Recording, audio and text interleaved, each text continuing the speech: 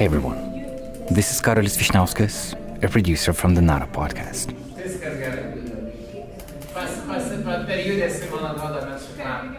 Today, our team is collaborating with the Dancewell podcast for a special episode. I am in a cultural center in Kaunas, Lithuania. The world just celebrated the beginning of 2025. In that spirit, I'm doing something I've never done before. I'm standing in a circle and saying hi to the people around me. But I'm not saying that with words. I'm saying it with movement. People around me do the same. Not only are they saying hi to each other, but they're also sharing their wishes for the new year. Someone wishes the group lots of love. Others wish for health and peace.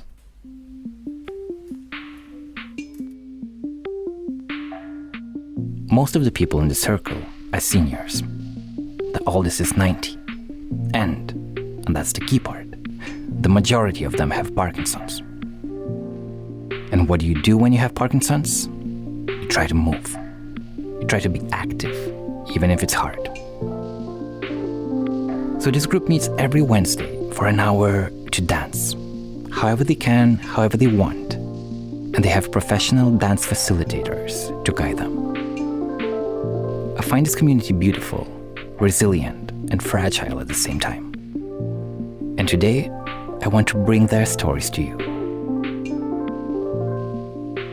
When the lesson ended, I sat with the group and asked how they felt. Kaip jūs jaučiatės? Puikiai jaučiuosi. The answer was, great. But why? O kodėl puikiai? Nuotaiką pakelia, ko gero, šitie užsiėmimai visiems labai. Judesiai tie. Taip, Atpalaiduoja raumenis visus ir lengviau ir judėti žmogui kaip atpalaiduotas. It improves our mood, they say. Our muscles feel better. Our blood circulation improves. Our joints are ventilated. It's just very fun to move.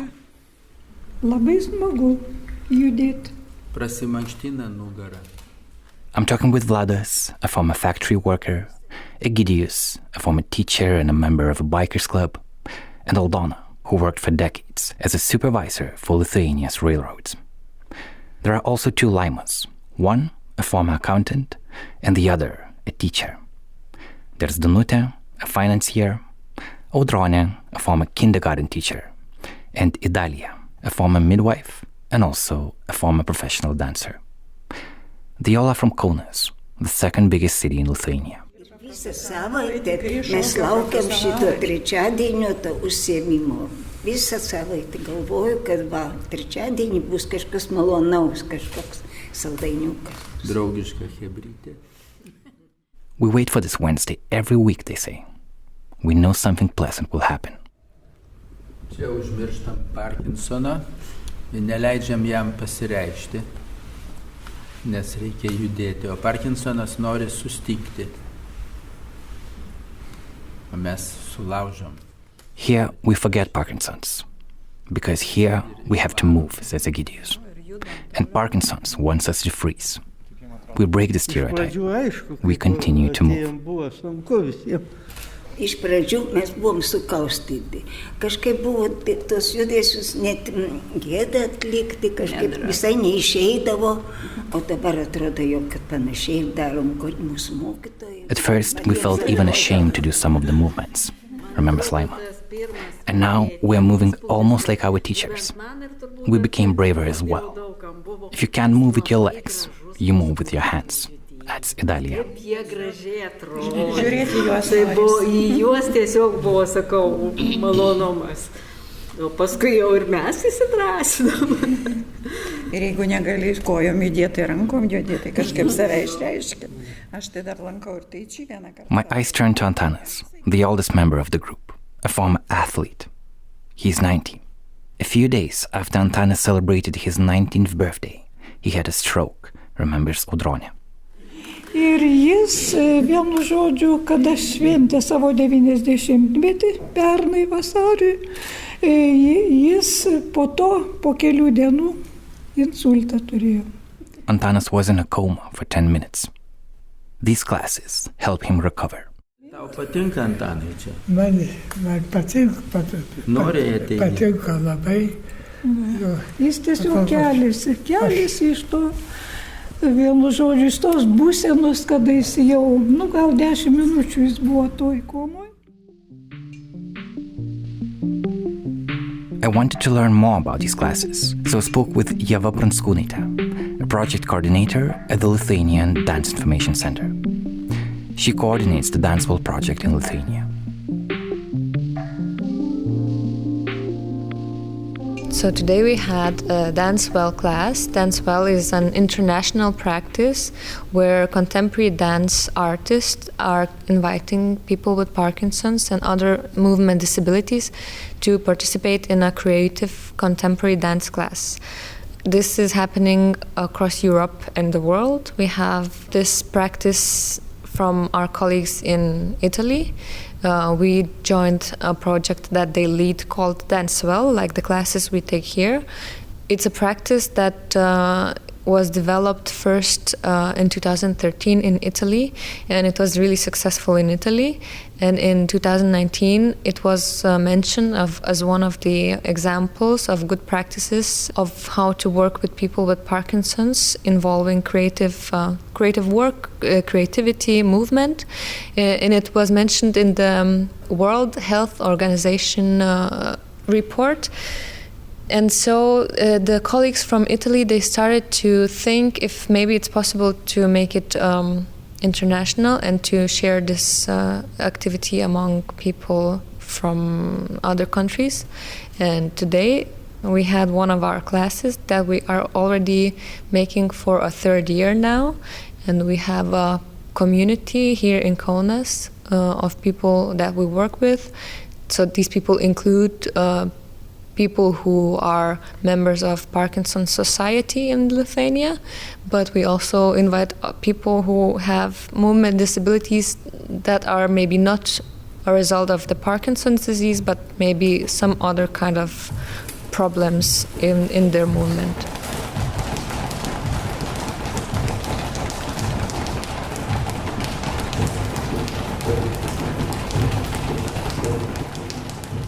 Our conversation was joined by Grinevičiūtė, one of the 6 professional dancers and dance teachers who work with the Dancewell group in Kaunas.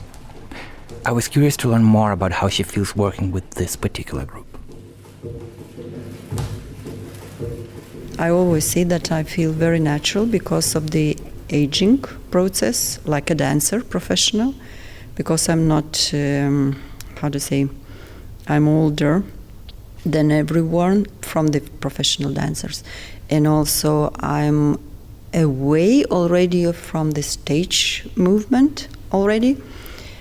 And also I had family members who were not disabled but had huge problems with the movement.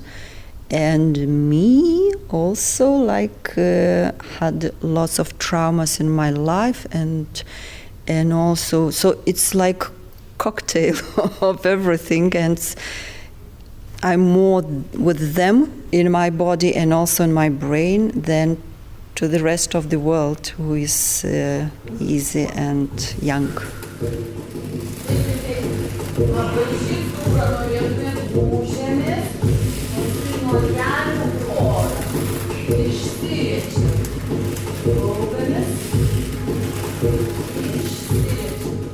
Every time I'm taking the courage from them, how they, I try to project how I will be later, but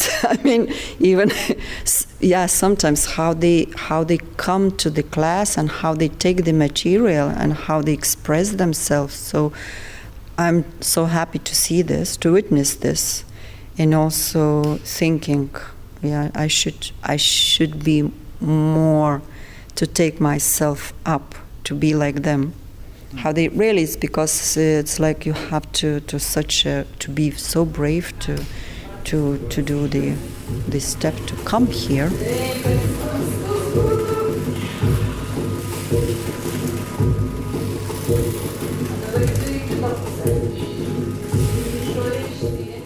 In Lithuania, dance is not the most traditional way to communicate, to say the least.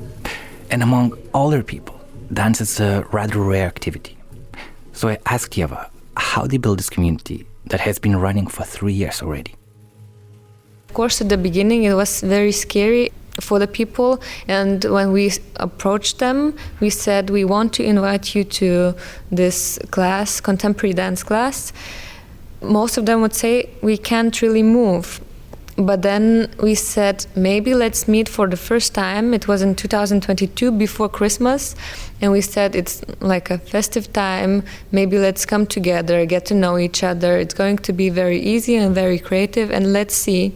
If you like it, you can stay. And if you don't have to stay. And we also ensured that they will have chairs, that, we will help them, we will assist them, we will be enough people to kind of watch over. And so they came. So the basic or the core group is the people who are from the Parkinson's Society in Kaunas, from the people who came to the first class. But of course, we did then later, we spoke about this class because we want this to be available for more and more people. And of course, since the years 2022, we have lost some, I don't want to say lost, but some people stopped coming because of their health conditions, and especially the people with Parkinson's. The Parkinson's is a progressive disease that progresses quite, depends how fast, but it's just a progressive disease that is progressing. And so we have had more people before that. For the moment, they can no longer participate in the class.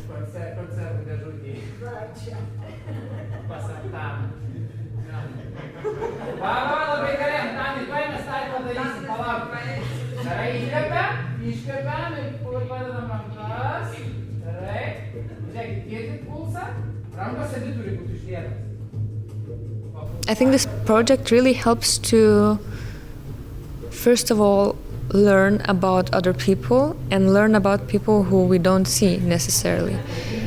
In Lithuania, it's a very good thing to do because I feel historically we were taught not to see each other that much. Yeah, I think it gives us as a team a different view maybe to the world around you. But I also think that these people who participate, they also come out much, much more, and they also can represent themselves also in the daily life much more. So I feel like it makes a good dialogue of people who maybe experience movement difficulties to kind of come around and come out more in our society.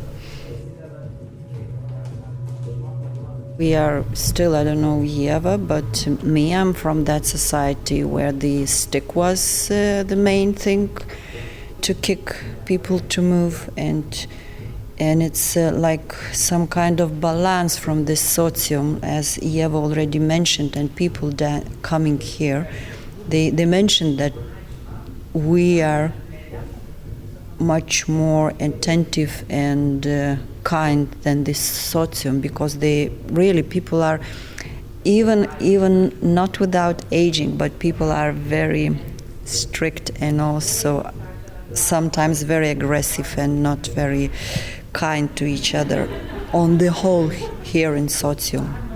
So it's kind of balancing and having that window not only from Parkinson's but also from the other communication. I like this idea that it's a space where you can be kind to each other, and that's kind of space that we need not only for people with moving disabilities but for everyone. Mm-hmm. Yeah. Well, thank you for creating that space. Ačiū. Ačiū.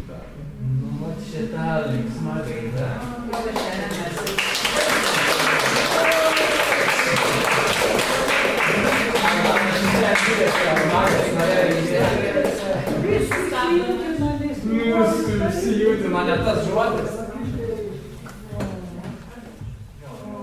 am leaving Kaunas for now, just to come back in a couple of weeks for the next Wednesday session.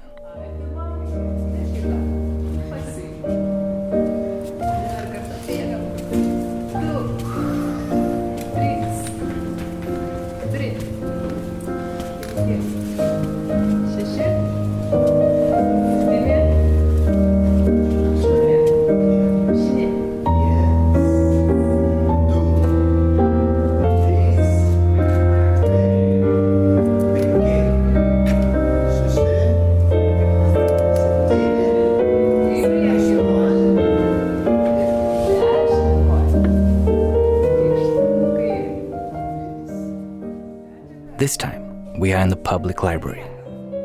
Today, there are 4 teachers. I met them for a conversation after the class. So my name is Gabia. I'm a contemporary dance dancer and also I teach. Hello, my name is Erika. I am a choreographer, dancer and teacher. Mostly I work as a choreographer. And I think what is important to say that this project is one of my favorites. Hello, my name is Marius and I consider myself as curious dance artist, and that encapsulates a lot of things, but yeah, I'm a dancer, choreographer, teacher, facilitator. My name is Carlo, surname Bibiano. I am a dance artist, choreographer, facilitator, and now I'm taking from Erika, no? But Dance Well is one of my favorite projects. I was curious and interested to expand what dance means to me, and since the first class we started, I felt like something new sparkle actually in me, because I also thought about myself, not only about the people, like, oh, it's so nice. We are surrounded by older people with the various issues, yes, like even if the context is Parkinson's, but like their health is very in different state. But it gave me very big optimism that I can continue being in this dance field until I'm very old, or until I'm whatever in my body actually, because it's not only the choreography or the virtuosity, in the body, it's way more.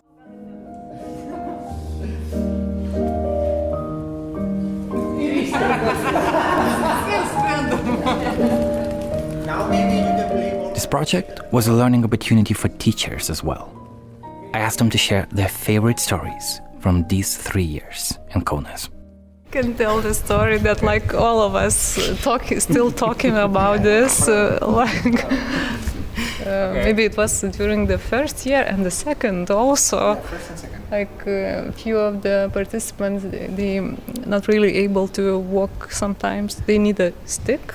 How is it? Cane. Not a stick. Yeah, so people coming with the canes, and then the lesson starts, and we dance together, and suddenly after the class we're just finding these canes just left on the floor. Like, how come they left the class without them? Like, people are just forgetting that they cannot walk without them. So that's the kind of funny story, and it's repeating all the time. So it's also very amazing, this story. Yes, and I want to share, once I heard that they are telling to each other, don't go to the doctors. Come here, everything's gonna be okay. Come here, don't go to the doctor. So, wow. Some of them were actually following like, oh, okay, I'll do that. And then like, no, because when I go to the doctor, medicine has the state where it makes you like, you consume, takes some hours, and it kind of, let's say, sleeps the body slightly. The body is more responsive, but the body, you're kind of out of energy, because of this doing effect. And when they do the dance, you're getting, I don't want to say the same doses, but you're getting all these endorphins in the brain, and the dopamine and endorphins it's drugs also from the brain, and so it works in a completely different way. And of course, it's it's like a shot of that in that one, and then they're like feeling energized. And it's when they're like, yeah, this is working. And then they talk between each other that, yeah, it's true, it's working.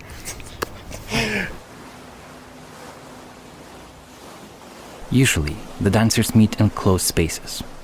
But during International Dance Day in 2023, the group went to the street in Kaunas and danced at a pedestrian crossing. We started to dance, and there was a bus stop on the opposite side of the road, and there were only young people, because it's like university school, like a 14 years old, 15 years old, and suddenly you see their eyes like that. What is happening? Why are those old people are doing this rave like this? Not laughing, not laughing, but really shocked in a good way that, oh man, this is possible to do. So those occasions are really great. Yes. And I remember we talked in a group after working these almost 3 years with this dance well group. It's not that scary to get old anymore.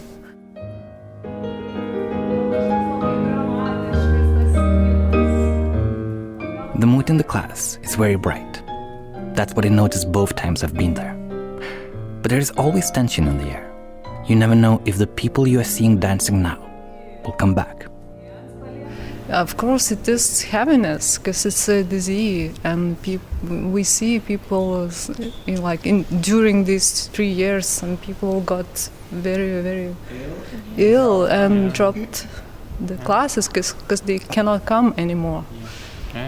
So there is this kind of, how to say, this line of the heaviness in it and of looseness. We experience loss also.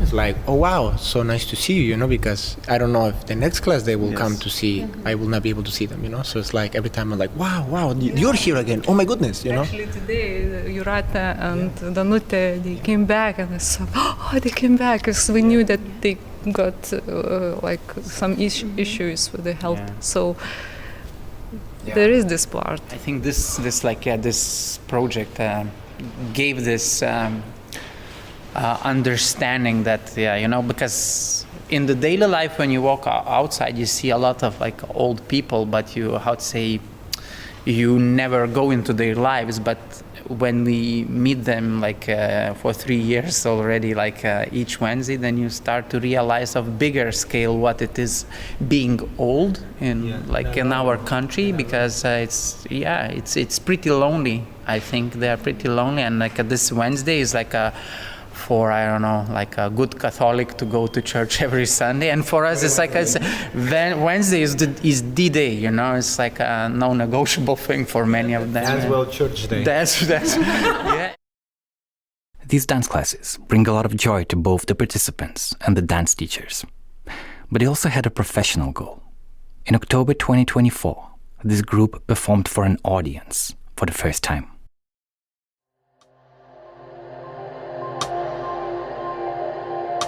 Šokis nubraukia kasdienybę.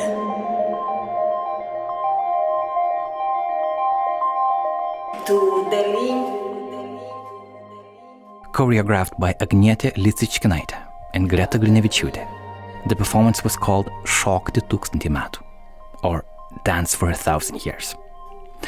The group performed it at Kaunas Picture Gallery, and it was a success.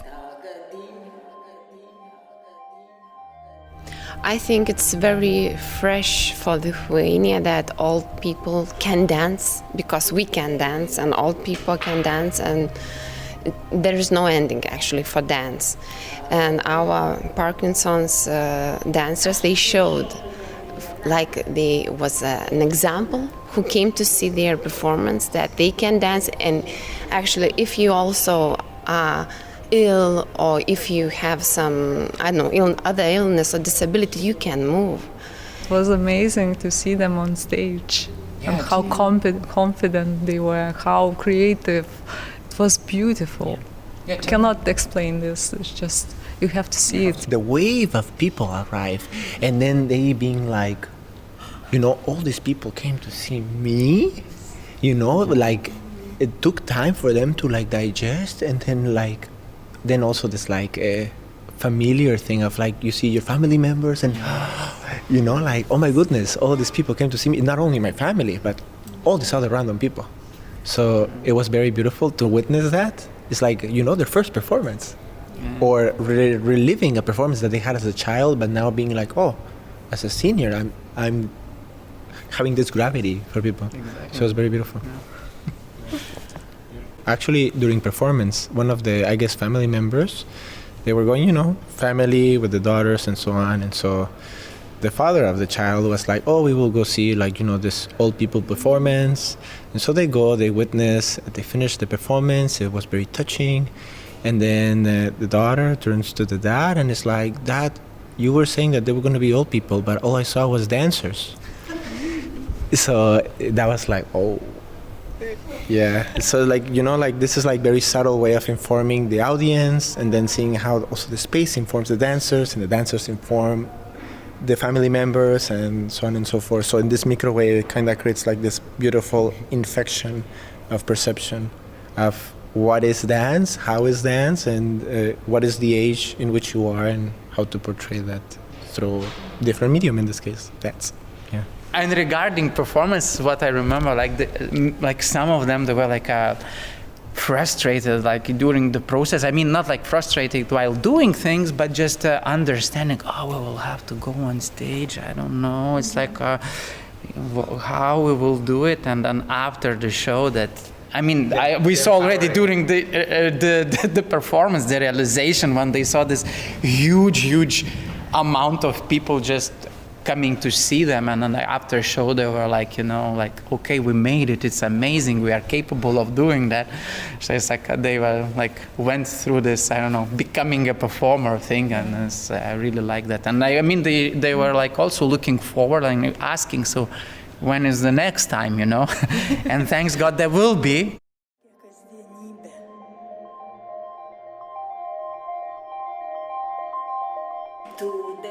And that is true. There will be a next time. The Dance for 1,000 Years performance will be part of this year's New Baltic Dance Festival.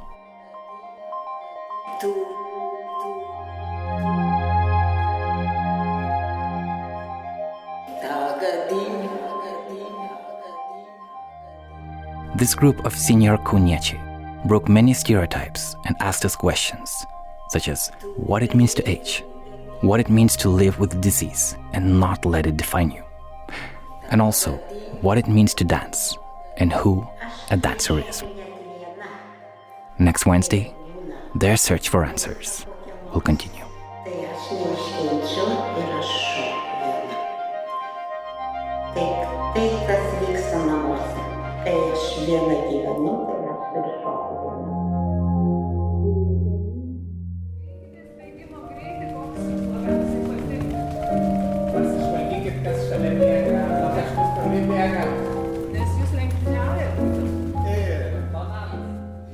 The Dancewell project engages people living with Parkinson's or other movement disorders through dance.